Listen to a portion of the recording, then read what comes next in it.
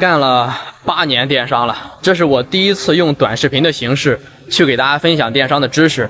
我要用這個視頻呢，告訴大家我從去年幹跨境電商，一共虧了80萬，一直到現在剛剛穩步盈利。但是我不是賣貨的，在馬來西亞將近我們幹了有3個這種的海外倉，沒有大家有多麼高大上的東西，就是一個倉儲而已。那麼這個倉儲是怎麼盈利的，包括這些經驗以及一個人怎麼去幹這個跨境電商啊，我會給大家講的非常的清楚。這就是我們投資的這個海外倉哈，就很多的貨啊，今年充其量刚刚開始盈利啊，在馬來西亞其實沒有大家想象的有多麼高大上的生意，只是一個倉庫而已，就是一個貨物的中轉倉的倉庫。但是非常捲，也非常難幹。那麼我想給大家分享的是，就是我們一個人怎麼去幹跨境電商。我會把風險給大家講的非常的詳細，尤其是風險啊，優勢咱先另外講，尤其是風險。那麼怎麼幹跨境？我講的風險啊，就我這8年的，就是幹跨境，從去年虧到現在，這些經驗起碼讓你可以少虧掉50萬的一個坑。我先講哈，一個人怎麼幹這個跨境電商，其實很簡單，只需要搞懂8步就可以了。就第一個就是選平台，第2開店，第3搭建，第4選品，第5上架，第6搞這個營銷，第7發到海外倉，第8回款啊，回款尤其重要。那麼我们先说说這個就是平台吧哈，怎麼選平台大家都不知道，亞馬遜、速賣通、Term、西音、蝦皮包括拉達達、歐縱、TK、獨立站等等等等。那麼大家能夠了解的，我認為也就這麼幾個平台了，比較火的。那麼小白該怎麼選呢？如果說你完全沒有這個電商基礎，又沒有貨源的，什麼都不會的，直接 TK， 不用想，直接 TK 就可以了，其他的你都不用看。為什麼？就是你也別問為啥，除非你也想虧掉這80萬，就這麼簡單。然後呢，就是選這個國家了，你像美區東南亞、日本、墨西哥還有這些沙特，再等等的你們知道的歐盟等等各個國家吧。就是各個門檻它還不一樣，就是如果說你是一個小白，你也只能夠接觸到這個美區和這個東南亞了。為什麼？你看像我們做的這些品啊，其實很小，就是有大的有小的，因為其他國家它不是要求全托，就是要求你必須有3方的這個經營證明啊。我知道你沒有啊，其實我也很難弄，我也沒有。那麼咱們就老老實實的去做這個美區，或者說做這個東南亞就可以了。那麼選好這個平台和國家呢，你再去定這個類目。那麼東南亞呢，它適合什麼哈？我給大家看一下，就比較適合這種，你像我們做做的這些低客單價類目的商品。當然這不是我們的，這是有跨境的賣家發到我們中轉倉，我們給他發貨的。我做物流的嘛，对吧？就全都是這種小玩意兒，對吧？那可能美區呢，你又要做一些高溢價，對吧？你像那个做一些東南亞的極其小的這種商品，高溢價的，那做美區呢，那就比較適合做那些化妝啊、什麼工具啊、戶外運動啊，或者說這種收飾品啊、上飾品啊等等這些。那麼等你做好了，去選什麼類目呢，就可以去開店了。那麼按照這個不需要聽別人講，就按照官方的這個一步步去填寫就可以了。當然，這個有一個注意點是什麼哈？就是絕大多數人都搞不定的，就是本土店，因為99%的人吧，接觸跨境都是做的跨境店，所以說對你這個網絡它是一定有要求的，但是也不是你們想象的那些，比方說什麼梯子啊、什麼魔法之類的，不是這樣。你家裡的寬帶其實就正常可以使用，只不過你需要有一個專門做跨境的一個電商的一個瀏覽器僅此而已。那麼比如說戰斧等等吧，這些大家能接觸到就是這些。當你的店鋪就是開通了這個之後呢，你就需要用這個瀏覽器去管理和運營你這個店鋪嘛，對吧？這個我講的非常小白的知識，當然大家也可以聽一聽。所以呢，第3步就是你開始做店鋪的時候就做這個基礎搭建。這個基礎搭建包括什麼？我一句話給大家概括清楚。比如說你要設置你的發貨地啊、運費、模板呀、倉儲地址啊。倉儲地址是什麼？就是確定好這種海外倉，你跟誰去對接？比方說你和我們用，對吧？你就用我們的，是不是？因為就算咱們前期搞一件代發，在海外咱沒有海外倉，但是呢，你的後台也需要這個東西怎麼去填寫一個虛擬的一個國外的這個倉庫的地址。那麼這個店鋪的基礎設施呢，倉庫的基礎設施就是弄好了之後，那麼你就可以開始進行去選品啊。其實就一個字兒，很简单，就是我经常说的，就抄就行了，对吧？你会选什麼，你就抄就行了。但是這個抄它不是無腦的抄啊，它不是無腦。我們可以通過什麼，你像妙手鴨 P 啊、TK123啊等等的這些多種的這種的數據工具，看看你們選擇的哪個國家的那個類目，在什麼時間段它賣的是比較好的，再根据這些商品去做一個相應的去裂變啊。那麼你可能就是選了品，但是有個問題就是沒有貨。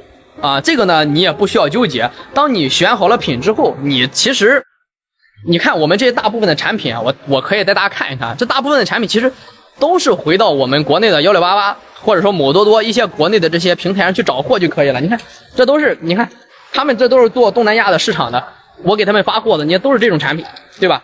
你包括你如果說你找不到什麼一手資源，你就跟平台多聊幾句，你自然就知道這裡面誰是一手貨源，誰是二道販子，誰是三道販子，就是一回生二回熟，就這麼個道理。那完事之後呢，我們就去上架嘛，对吧？上架之後呢，我们就通過這個工具將這個我們在1688上架的鏈接採集編輯好，然後呢就進行上架到你的店鋪裡面就可以了。當然中間需要你把這些鏈接啊，可能是用這種文字啊、圖片啊翻譯成這個英文啊。那我們常用的工具呢，其實跟國內一樣，就是妙手就可以了，或者說電管家，這個大家都懂啊。那麼商品上架完之後，我們就可以坐等出單了嗎？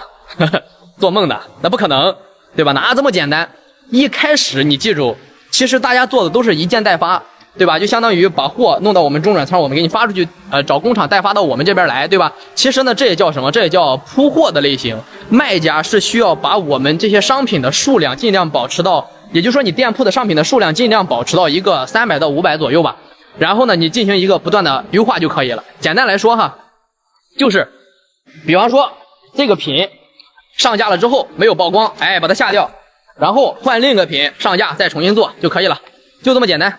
而且更多的出單技巧在於你的營銷的活動和你的策劃上面但是最重要的還是跟選品有極大的關係。你像那個賣家他這麼一點貨，這個賣家賣了這麼多，就是品的問題然後再去做什麼福利等等這些基礎的運營操作和我們國內的電商沒有什麼兩樣，幾乎都是一樣的做完這些基本上你都可以出個1單2單左右，對吧？那麼出單以後呢，我們一定要立馬解決這個發貨的問題。目前就是你看我的倉儲是在馬來西亞這邊，那麼東南亞這邊呢是支持國內直發的，但是美區呢，我們前期要走這個一件代發的這個虛擬倉，需要我們找到這個靠譜的貨代去中轉這個大家擦亮眼睛自行去評判就可以了，好吧？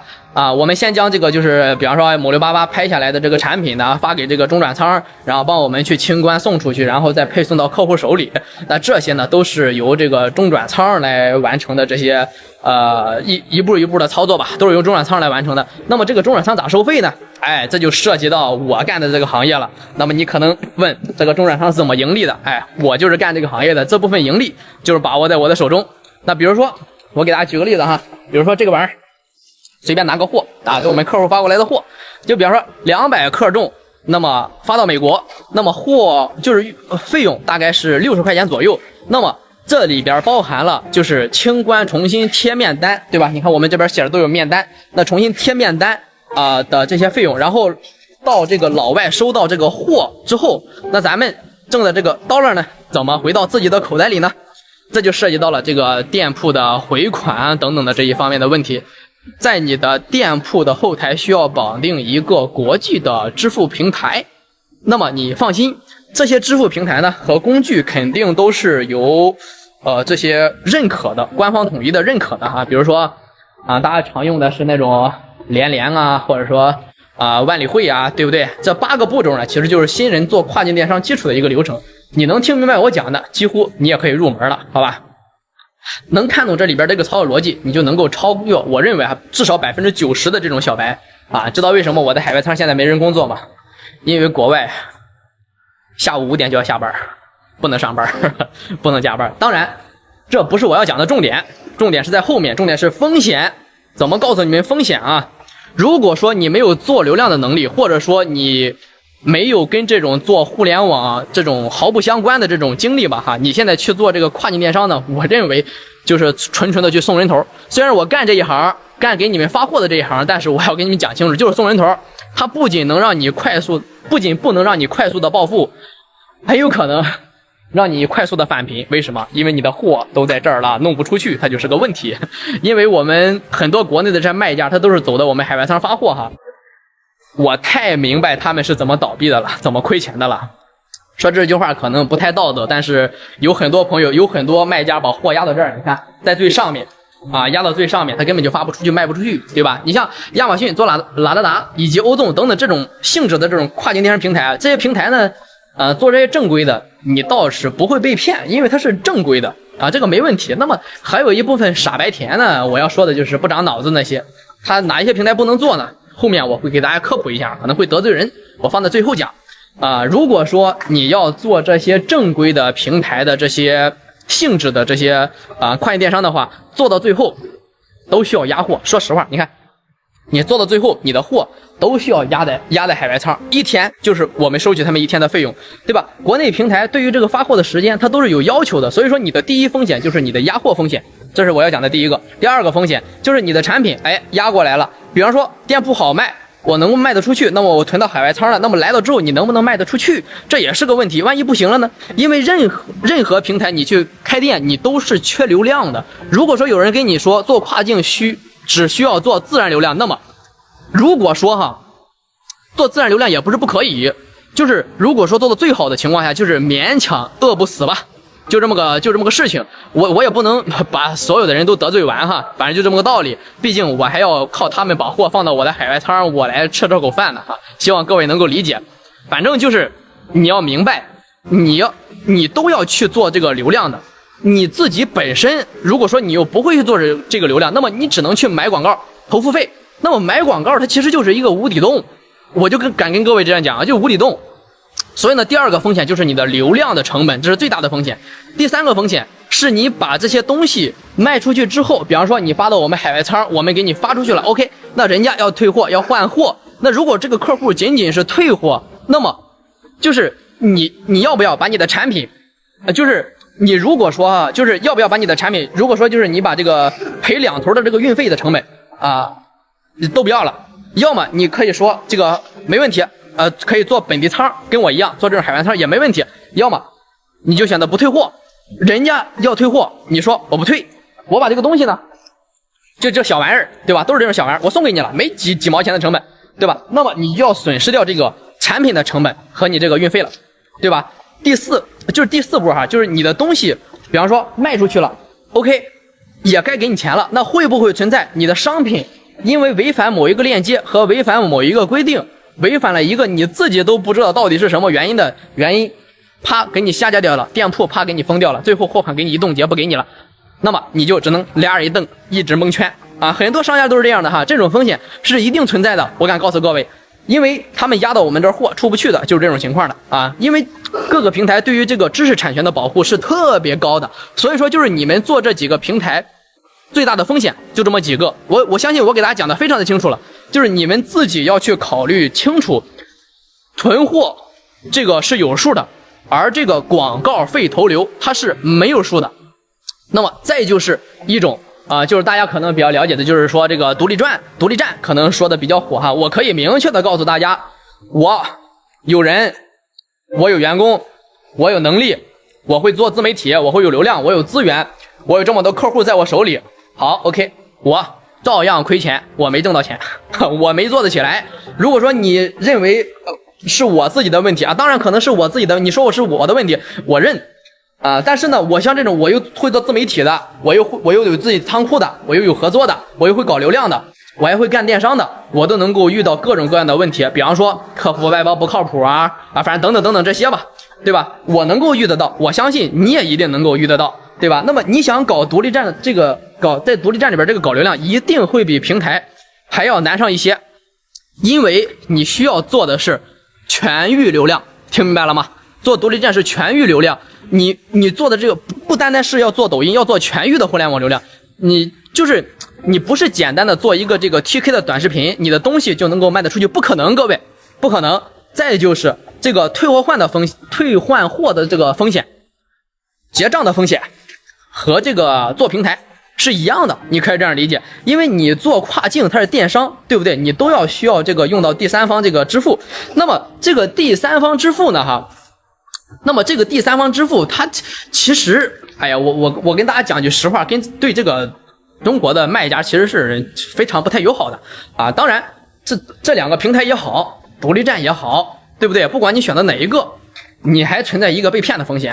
這其實是我最想說的一個，這就是所謂的，就是你們認為所謂的平台的全托管的一種模式，對吧？你們就好好想清楚一個邏輯就可以了哈。